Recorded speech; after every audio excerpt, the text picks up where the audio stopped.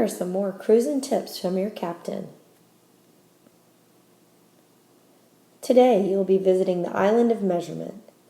You will definitely need your mathematics chart today. And don't only have it out, but you need to use it. When you're doing your problems today, make sure that you are paying close attention to the units.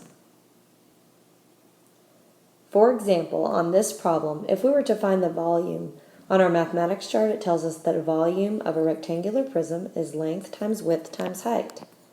Well, let's look at our length time and our width and our height. As you notice, we have feet and inches. So everything needs to be converted into the same unit before we can find our volume. We know that 1 foot is 12 inches. So if we have 4 feet, we know we are multiplying by 12. So 4 times 12 would tell us we have 48 inches. So now our length is 48, our width is 20, and our height is also 20. So we'll multiply those together to find our volume. Our volume will be 19,200 cubic inches. Also remember, when you're working with rectangles today, you always need to know your length and width. Whether they give you perimeter, area, length, width, you have to have those two measurements to solve the problem. Let's start with perimeter.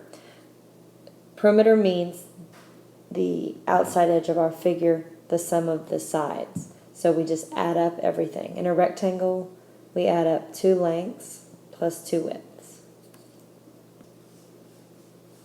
Now we are given here the perimeter of 48 centimeters, and we're also given the length of 15 centimeters.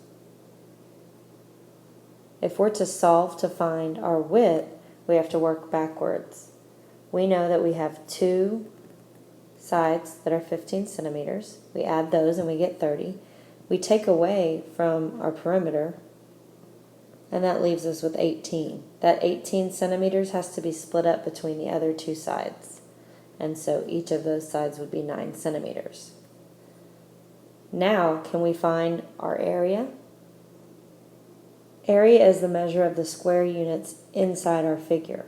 So now that we've solved for our width, knowing what our length was and perimeter, we can find our area by multiplying length times width.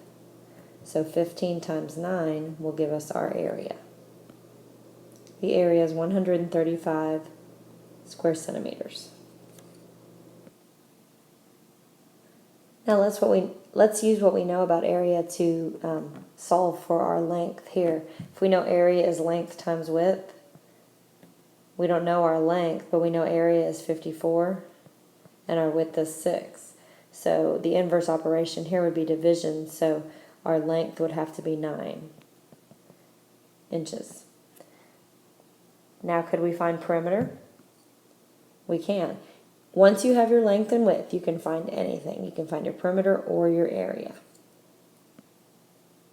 To find perimeter of a triangle, you just add up your outside measurements. So you'd add up 14 plus 13 plus 16 to find perimeter. Area, however, is base times height divided by 2. And you'll miss it because you don't divide by 2, so do not forget that. Because to multiply your base times height, which are your perpendicular measurements of your triangle, they form a 90-degree angle, that's pretty simple. 16 times 10 is 160. Now you divide by 2, and you would get 80 inches.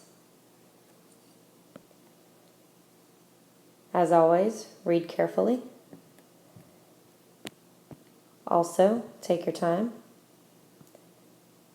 If I could spell, that would be good. And think. Made with Doodlecast Pro.